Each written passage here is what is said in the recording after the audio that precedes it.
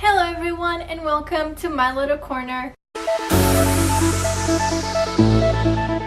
In this video, I'm gonna be reviewing Every Breath by Nicholas Sparks. Now, I just finished reading the book, just finished. And you can see that it's night and it's kind of a different lighting and everything in this video. And that is because I wanted to talk about the book as soon as I finished reading so that all my thoughts are still here. And I have a really bad memory. I forget things very quickly. And if I did this tomorrow, I feel like it would already be totally different. So I want to give you my opinion super fresh. Now, Nicholas Sparks is one of my favorite authors. He has 20 books. I have every single one of them. I have read every single one of them, and that is because I'm a hopeless romantic. By the way, I have to let you know that this video will have a lot of spoilers, so if you don't want spoilers, I don't know, maybe you don't watch it. So the book is 300 pages and is a love story between True and Hope. So the book begins by Nicholas himself explaining that this is a true story.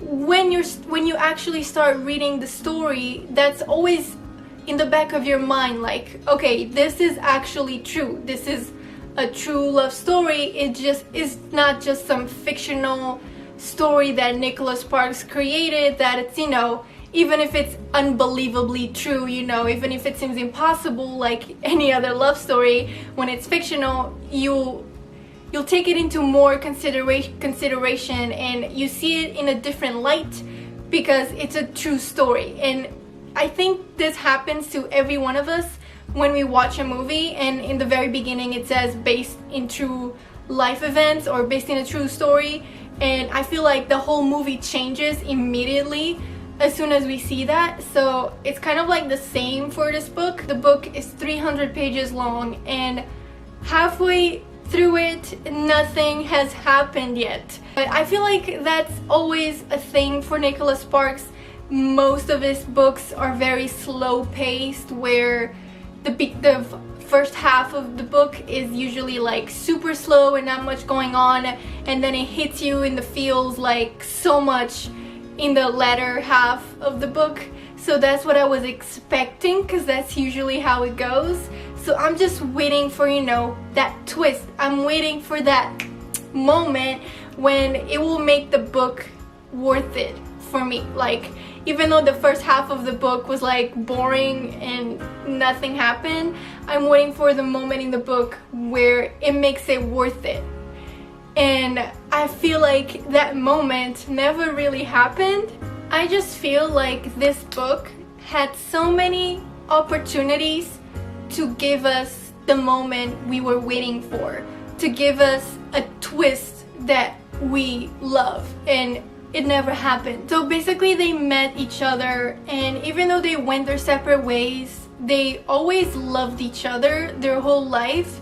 And the girl basically ended up marrying the other guy, which has been on and off for 6 years. And if that's not a sign that that relationship is never gonna work, I don't know what is. And for some reason, she still decided to go with that guy.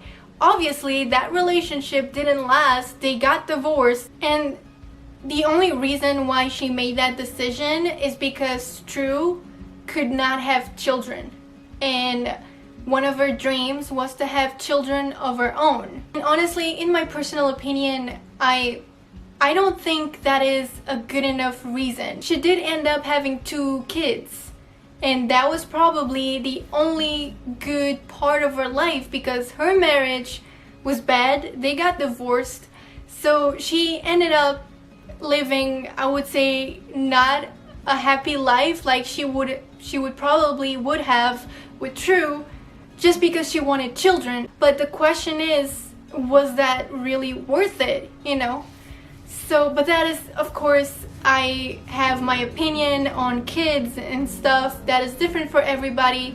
I honestly don't know what it's like to have that feeling of, when you want to have children so much that becomes the only thing you want in life. So I don't have that. There's this ending to this chapter where he says, the chapter ends with him saying, "I died." And honestly, I read that and I got shivers and I was like, oh snap. This is the twist I've been waiting for. The book was almost over and then I keep reading and it wasn't a twist. In my head, what happened? I created a whole twist in my head that's way better than the book. Honestly, when he said I died, I was like, oh my god, he's a ghost. He actually died.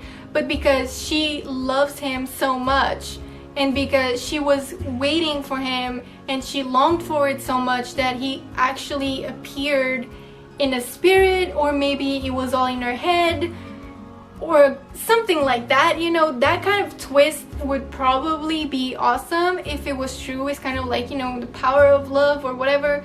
But no, he got into an accident. He died for like a while, but then he came back to life and he's alive.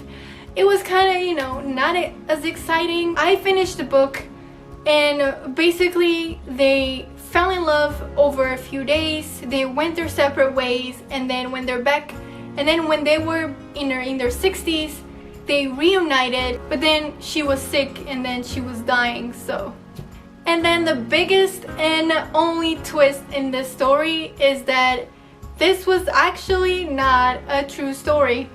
This was the twist that no one asked for. So I would rate the book like 3 out of 5. It's okay, I guess. You can read it. I feel like every person will have a different opinion, you know. We all have different tastes and we all take on a different perspective on every single story.